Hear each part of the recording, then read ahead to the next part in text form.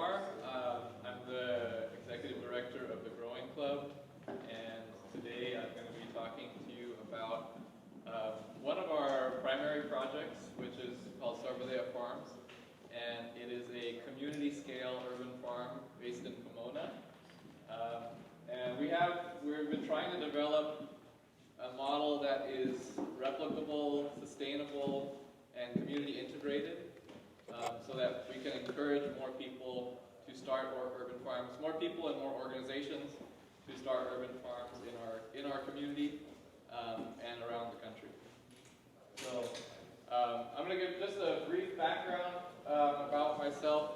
So some of you may know of one of our previous projects, the Growing Home, and this is kind of how I got started in urban farming. I spent about 3 years, and still, spent about several years converting my parents' home into this ecological, sustainable model in the suburbs, basically. So we had a standard tract home that had a bright green lawn and shrubs, etc. And over the few years, we transformed this home into an ecological model where the home harvests all the rainwater that lands on the rooftop, recycles its gray water, no green waste leaves this home. There are over 70 fruit trees, there are vegetables and herbs growing throughout the property. We have chickens. There's a lot going on there, and that's how we got started. And just 2.5 years ago now, we started a new project. We were looking to take some of the ideas that we developed and the knowledge that we gained developing the Growing Home, and it kind of expanded out into a slightly larger scale model, and also slightly more geared towards production of food. And so that's when we started the Farms Urban Farming Program. And this has been kind of the meat of what we've been doing for the past 2.5 years. We started in August of 2014. And so we were able to, we actually met a very generous property owner who had a large property in Pomona. It's slightly over 1/2 acre. And the whole back section was not being used. The home was being rented to someone else, and the back section was not being used. And so he allowed us to come onto that property and start our urban farm. And as you can see from the photo, I know it's a little bit not so clear, but it was just a big, open, empty space. And as soon as we got started, we kind of knew what to do, and we started developing the physical structure of the urban farm. So over the course of the next few months, we brought in several thousand cubic yards of organic matter. Just for those of you who are unfamiliar too, if you think about a pickup truck, that's like 2 cubic yards. And so we brought in about 1,200 cubic yards of material to amend the soil in this property. So what we did was we began by layering different types of material. What you see here is wood chips, and these are freely available materials.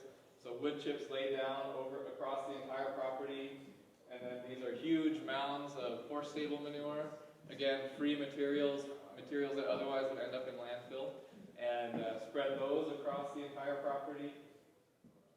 And here you can see we're starting to get the shape of the farm, and then starting to actually lay out the beds.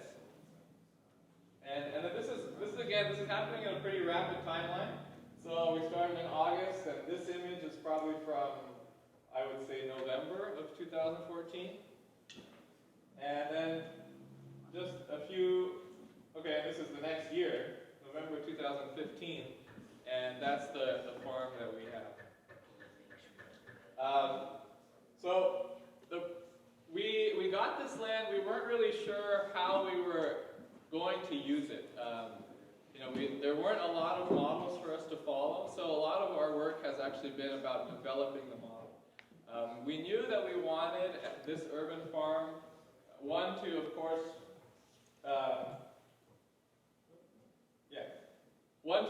grow food and be integrated into the community, and to be sustainable, and sustainable not just in the terms of ecologically sustainable, we want to be financially sustainable as well. So we knew that if we have to start an urban farm, and especially to start an urban farming movement, you have to be both economically and ecologically sustainable. And so that's always been part of our goal. And again, at the same time, being integrated in the community, providing education to the community. We've always been an education-focused organization. And creating a beautiful, green, enveloping space for people to come and gather. And so those have kind of been our guiding principles developing this farm. The focus of the farm, the main thing that we do, the core of our program, is our urban farmer training program. And what we saw is that if we're going to have more urban farms, just like, you know, we as the Growing Club are trying to promote urban farming, Huerta del Valle is trying to promote urban farming, there's all sorts of organizations trying to promote urban farming. Aaron Fox over here working at Cal Poly with the urban farming program. But we need to train people to run these urban farms, and we need to have a model that we can train them in. And that has been the core goal of our program, is the Urban Farmer Training Program. So what we offer right now is a free 4-month, 18-week actually, farmer training program that takes people from, you know, if knowing very little to absolutely nothing about growing plants. We had one of our interns, when we asked her to transplant some plants into the ground, she dug a hole and then stuck the whole plant in the ground and covered it up. So we have people that know really little about plants who are starting with us. And in that 18 weeks, our goal is just to get them to at least a basic level of understanding of all the different components of our ecological urban farm. And our system is very integrated, it's very diverse. So we're trying to give everyone a comprehensive understanding of how ecological urban farming works. I have a few pictures here. Let's swap through them. This is Noy.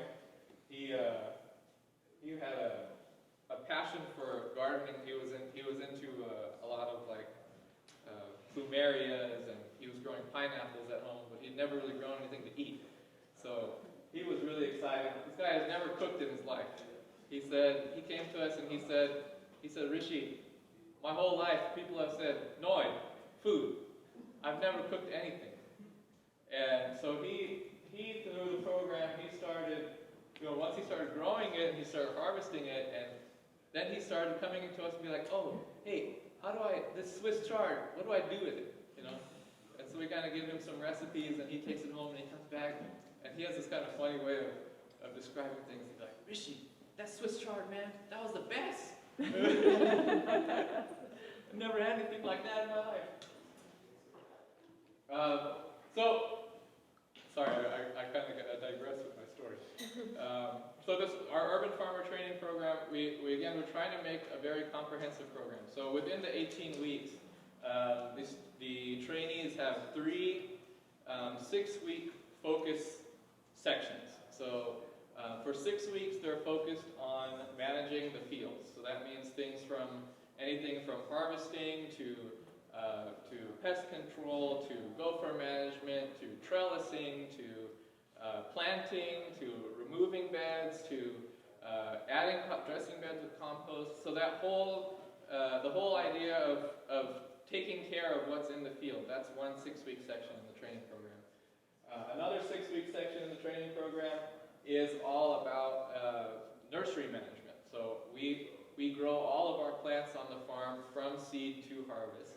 And nursery management is one of the core components again. So 6 weeks, the trainees in that section are starting all the seeds, are watering all the seedlings, are fertilizing the seedlings, are taking care of any pests on the seedlings, are learning how to plan in succession, right? So we're going to start one flat of lettuce this week, one flat of lettuce the next week.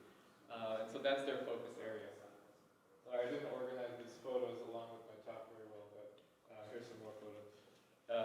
And then the third 6-week section is focused on livestock. So they take care of the chickens, they feed the chickens, they ferment feed for the chickens, they provide the chickens with water, they harvest greens for them, they harvest the eggs, etc., etc. And you know, they get all sorts of other experience from construction to CSA management to packing to harvesting. But we just have these kind of 6 focus areas, and then they learn everything else kind of as it comes up and as we need to. So that's the core component of what we do. And then we have the second educational component of our farm is that we have monthly free events. We call them Coffee, Compost, and Conversation. And this is something that Lynn has been kind of integral in. I should mention too, the farmer trainees also learn all about composting. One of their 6-week sections is with Lynn, learning the complete, down to the details of how to compost. And if you haven't met Lynn before, she is the LA's reigning compost queen. So talk to her if you need help with compost. She knows how to do it. And her work is really what makes our farm just roll. We're always rolling. So we have this coffee, compost, and conversation event every month. It's on the second Saturday of the month. And this is a time where we're interacting with the outside community. So we're bringing people into the farm. We have this kind of compost therapy session where we all stand around a compost pile and we offer our soul to the compost by offering whatever organic matter. The ticket price to coffee, compost, and conversation is something to compost. So you have to contribute to the farm to participate in the event. And so we have this circle, everyone adds to the pile. We have a guided conversation every month. So this was from a few months ago. We had Jeff Hutchinson from Tree People, and we just talked about, we had people share stories about the important trees in their lives and how certain, this tree had affected them so much, or this tree, they planted and it had given back to them for so many years. So this event is really trying to get people just grounded again, understanding some of the basic things about life, the health of the soil, the health of the plants, the health of the human, tying that all together and giving people a place to connect. And here's some other photos from the coffee compost, and you can see the farm in the foreground. Another major component of what we do is research and data collection. So almost everything we do on the farm, we're gathering data. And we're doing this because we realized that to do urban farm advocacy, we needed to have the information. We needed to have the raw numbers to show to people like, hey, this is what we can do on this space. This is how much we can grow. This is how much we can compost. So throughout the day, and this is part of what the trainees are learning, and what any good farmer does is keep track of all sorts of information coming off of the farm. So we're constantly going to we have a little computer set up in the middle of the farm, and people throughout the day are going in and putting information. And you can go onto our website, sarvadeyafarms.com, and you'll see these numbers, our farm and numbers. And these are live updating numbers of everything that's happening on our farm. So you can see there, we've trained, in our farmer training program, we've had 42 people. Since we started tracking, which was January of 2016, we've harvested 11,157 pounds of food. We've spent 6,488 hours on the farm. Again, since January 2016, Lynn has composted 29,909 pounds of food waste. We have produced 1,296 pounds of compost. I think that's only in the last 2 months. We've been tracking that one. We use 21,789 gallons of water on average per month, which is pretty much on par with a single-family residential home. So all that food is being grown with the amount of water that essentially one home uses on 2,000 square feet of lawn. And this is, again, this is one of those statistics that's really powerful when you're talking to cities and when you're talking to water agencies. To be able to say, hey, maybe you should reconsider, maybe you should have a lawn rebate program, because not only are your lawns taking up so much water, but that water could be used for something much more powerful, much more enriching to the community, enhancing the health of the community, and enhancing the ecosystem health, creating habitat for all sorts of wildlife. Right? That 21,000 gallons of water could be put to much better use than growing grass. Then we have this organic matter composted, so that's food waste plus additional organic waste, 128,000 pounds, 3,256 eggs laid, and that should say 19 CSA boxes this week and 1,046 CSA boxes since January 2016. So, Rishi, define CSA boxes. Some people might not know. I will do that just right now. And that's where the CSA is, where the financial sustainability part of the farm comes in. So when we started this urban farm, we knew that we can't just keep using our own personal money to keep this thing floating. We have to, if that's just going to drain us, it's going to drain us mentally, it's going to drain us financially, and eventually that would lead to the closure of whatever we started. So financial sustainability has been very important. We are not financially sustainable yet, but we are getting there, and we have really good progress. So we're working towards financial sustainability, and I think among urban farms in LA, we have a really good model for reaching financial sustainability. And the core of our financial sustainability model is the community-supported agriculture model. Take a drink here. And community-supported agriculture, how many of you are not familiar with that term? Anyone? Good. I'm sure someone else didn't raise their hand. So community-supported agriculture is the idea of not buying produce, but supporting a farm and receiving produce in exchange for that support. So instead, people don't buy produce from our farm. What people do is they donate to our organization, they become members of our farm, and in exchange, as a gift for that donation, they receive a box of produce from us every week. And we have a structure to our CSA.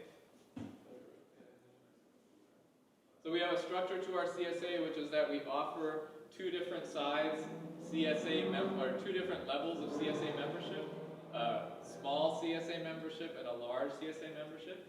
And if you're a small CSA member, you receive a box of produce from us every week, which contains 8 items. It contains 6 vegetables, 1 fruit, and 1 herb. And you do not get to choose what you get. You get whatever we have, and we do a good job of making sure that what you get is a complete meal plan for your week.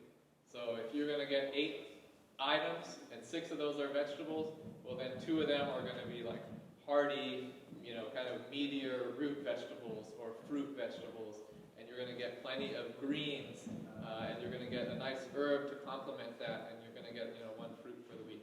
So the small CSA box is 8 items. The membership for that is $25 a week, and we have a large CSA membership, which is $35 a week, and that gets you 8 vegetables, 2 fruits, and 2 herbs. Everyone follow me there?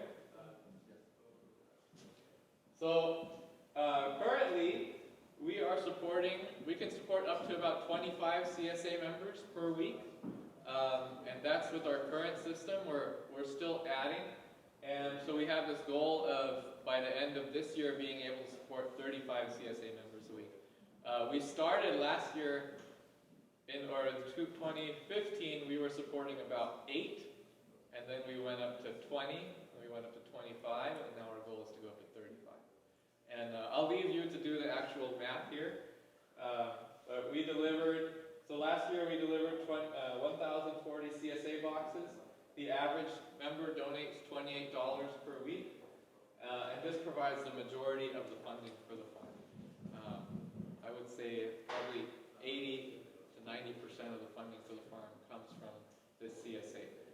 We are working to get the produce out to make the produce and the CSA membership more accessible to the local community. So the way our farm is structured right now, the thing that we offer to the community is the free farmer training program. And that free farmer training program is funded by the CSA membership. So the CSA membership is not at a low rate. It's not at a discounted rate to make it more accessible locally. But we're working on maybe trying to find some grants that we can lower the CSA membership rate to make it more accessible. We already can accept EBT for the CSA membership, and we're going to be offering it to Pomona residents at a discounted rate in the next month or two. So that's part of our model. We understand that we can't be everything to everyone at once, and our main goal again is the farmer training program. That's our service to the community. And we're working so we're building our funding model so that we can have paid farm staff. There's about 4 of us who are primary staff on the farm. Me, my mom, who will be here soon, Lynn, and and Katie, who's kind of our trainee and volunteer manager and CSA manager. So here's some pictures of the CSA boxes. One thing I kind of forgot to put this in yesterday when I was making this presentation, but to do what we're doing and to have the level of production that we have, you have to focus on soil fertility. Soil fertility and not just soil fertility, but the ecosystem health are the key drivers of the kind of productivity that we're talking about. It's not an average farm to produce 10,000 pounds of food on 17,000 square feet. That's a very highly productive farm. I would say that we are actually probably in the top 2% of of farms in terms of productivity in the state of California. We have a very productive system, and that's driven by a focus on soil fertility and a focus on ecosystem health. So all of the food waste that we bring in and all the organic matter that we bring into compost creates a soil that's very healthy. We grow a lot of food. We have very little disease pressure. We have very little pest pressure. We lose very little. If you come to our farm, the fields are full 100% of the year. I would say you could count the days in the year where there is an empty bed or even a section of an empty bed. The fields are constantly full. We're constantly producing. We have a very tight system, and we're trying to we're even trying to tighten it up. We realize that we have to function at a high level for this whole system to work. And that's really been a key. So soil fertility, making sure that there's habitat for beneficial insects, for birds, for all sorts of wildlife that are going to contribute to the health of your farm, making sure that there's water available for that wildlife. So we have little ponds that we've installed throughout the farm so that there's water for insects and for animals to drink. We have trees growing throughout the farm to provide shade during the summer, to provide habitat for birds. We do a lot of work to keep that ecosystem really healthy. We don't plant one thing in one bed. Every bed has at least 2, maybe 3, maybe 4, maybe 5 different crops growing in it. And we test to see, what are the crops that will grow well together. We see, we know that carrots and lettuce grow together. We know that broccoli and lettuce grow together. And we know that those things, not only do they grow together, but when we grow them together, they do better together. Each plant does better individually when they're growing together. Broccoli produces more, lettuce produces more, and we're growing those things now in half of the space that they normally would take. So we do a lot to ensure that the whole ecosystem is healthy and the whole ecosystem is productive. And you can see that in the quality of the produce. We have just very vibrant food. Everything just pops. Flavors are really great. color is really strong. We do a lot, we carefully select varieties so that they are flavorful, that they do well in the field, that they taste well. They taste good. Another part of our funding model right now is that we tend to have excesses in certain crops, and so those excesses we make sure that they find a home. Pitzer College CSA has been one of our customers since, I think, almost since the beginning, and so we service their CSA program right now, and we're also now servicing the Southern California Health Sciences College in Whittier. I'm just a little bit blanking on the name, but they started a similar CSA program model off of Pitzer CSA, and so now we're servicing them as well. Huerta del Valle is doing both of those CSAs as well. And we're starting a lot. We're even expanding further into nursery production this year and trying to bring in a few more funding streams. So we just finished building out this new nursery setup. We're going to have vegetable seedlings available at our events every second Saturday of the month. So providing organically grown seedlings of food plants to the community. We'll also be growing sprouted lentils for our CSA program. And I'm not too sure on it yet, but we may get into a little bit of microgreens. Not sure yet. I don't really consider microgreens food, so I don't know how much of it I want to grow yet. And so just an overview, and I think I have some time. Do I have time for questions? Yes. Yeah. Okay. So just a little overview. Our model is to provide free training to grow food for the community. And this is, I think, something really powerful is that really the work of the farm is being done by the trainees. If you come to the farm, usually I'm just kind of standing around and telling, showing people what to do and getting them started. But it's really the trainees that run the farm. They turn the compost piles, they sift the compost, they feed the chickens, they plant they start things in the nursery, they transplant it out. So they're learning by doing it. It's not, there is not a lot of sitting around and learning in the classroom. And part of the training program, which I forgot to mention, is that they do get an hour with us every Wednesday in a classroom type environment. So we have an 18-week curriculum that they go through throughout the program. So provide free training to grow food for the community. Grow food for the community to support the farm activities. And then use the training program to research and advocate for urban farms. And grow slowly and steadily and try to limit the need for outside funding. We don't want to become too dependent on grants for our operating, to continue operating. The grants that we've received, we've used those grants to build infrastructure that can allow us to operate at a higher level. So, and then here's a little obligatory ad. If you want to sign up for our CSA program, get the, I won't say best because Huerta's here. Some of the best. Equally best. Produce. You can go on our website, sarvadeafarms.com. I will have some little flyers to hand out when my mom gets here. And I have some business cards. And again, it starts at $25 a week. You can pick up at the farm in Pomona.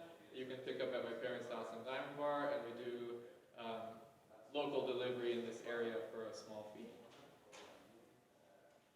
And otherwise, if you want to support our work, so our organization is called the Growing Club because it is a club of people that want to support this kind of urban farming, urban gardening, ecological living type of work.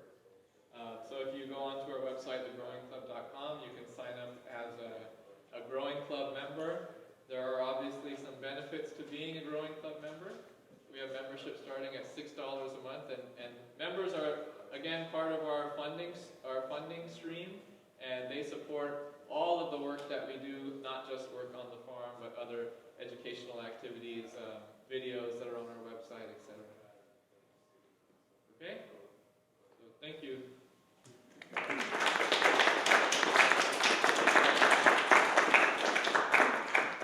If anyone have any questions? Rishi, how many pounds per year did you say? Last year we did 10,000. I would say this year we're probably going to be in the 13 or 14,000 range. And that's 17,000 square feet? Yeah. Yeah, and actually we really didn't use there's a good portion of land we didn't use last year. That's why I'm saying we're going to have a big bump this year. So one of the lucky things about where we are is that Pomona actually has 75% of its water coming from local resources, so from groundwater and from local runoff. And so the water, but they did implement water restrictions. At least for urban farms, most of us are operating on drip irrigation, and all of the California water restrictions don't apply to drip irrigation. If you read down into the fine print, they don't apply to any drip irrigation system, whether it's at a home or at a farm. So that hasn't affected us too much. And also because Pomona's providing its own groundwater, they haven't been hiking rates like the other water agencies that are buying water from MWD. There's a question here. Yeah, I was curious to know, what is the structure of your organization as a social entrepreneur entity? Are you a nonprofit or are you an actual LLC or S Corp? We're a nonprofit organization. So we have, like I said, the Growing Club members who donate on a monthly basis. We're fiscally sponsored by an organization in Pasadena. And so our team here is just 4 people mainly, and we're working under that Zanha Madre organization in Pasadena. What happens with your graduates? Do they become potential business owners, or are they home gardeners? And then if they want to become business owners, do you help place them with land? Is there some sort of land acquisition? And if they do acquire land, do they become sort of a satellite, or do you continue to network with them so that this movement of urban farms grows? Great question. So we have had, like I said, we're currently at 42 trainees. So the current 9 are still in progress. We've graduated 30-something. A lot of our trainees have gone on to either be involved in school gardens. So we had a number of moms come through the program, and they applied to the program specifically so they could go back and help their school gardens. So we kind of maintain contact with people like that who are working in local nonprofit organizations or school organizations, and kind of continue to provide some support and advice. So we got questions from them about, oh, what do I do with this? When this happens, So that's that kind of connection is kept. We have had several people just go back and start gardening at home, providing food for their own family, and we've had a few go on to start urban farms and their own organizations. So Jeremy's back there, and his partner JD is one of our graduated trainees, and they've started a urban farm in what's the city? Villa Park. And a lot of their model is based on what JD and Jeremy have seen at our farm. Of course, they have made their own alterations and they've got their own thing going. But we definitely work with them. In terms of placing people with land, that is something that we really want to do. But of course, getting access to land is the most difficult thing of starting an urban farm. So we haven't really been able to, our dream is to say, okay, we graduate from the training program, and we have 5 acres here and you can start your own half-acre farm. That would be lovely, but we're not there yet. I think Huerta has actually got more of that going on than we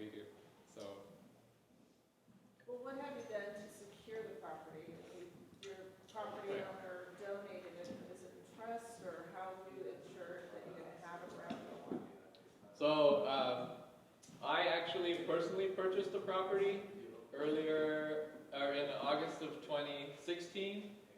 And there is a house there, so me and several other people, including Lynn, are sharing this house, because I can't afford the house otherwise. And so that's how we've secured the land. And that actually is part of something that we've suggested as a model, is finding small homes, or not just, not small homes, but any home on a large piece of property that could be rented out to support, the mortgage of the farm itself. If anyone is interested in farming in the Pasadena area, see me afterwards. I know of someone who has a half acre that she would like somebody to farm. So afterwards. Yeah, and that seems to be one of the best ways to find land, just like we did, is to go through a private landowner who just has a lot of land and they're not doing anything with it. Our property is next to 5 other properties that are exactly like ours, home in the front and half acre in the back.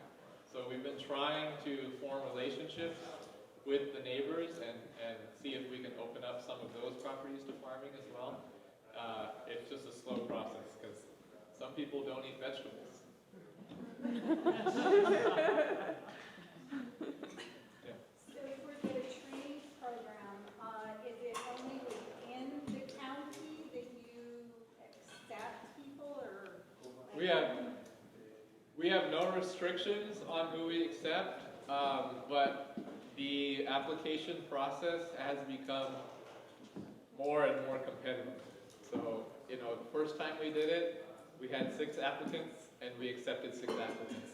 And this last time, we had 18 applicants, and we were planning on accepting 6, but we accepted 9 just because we had so many.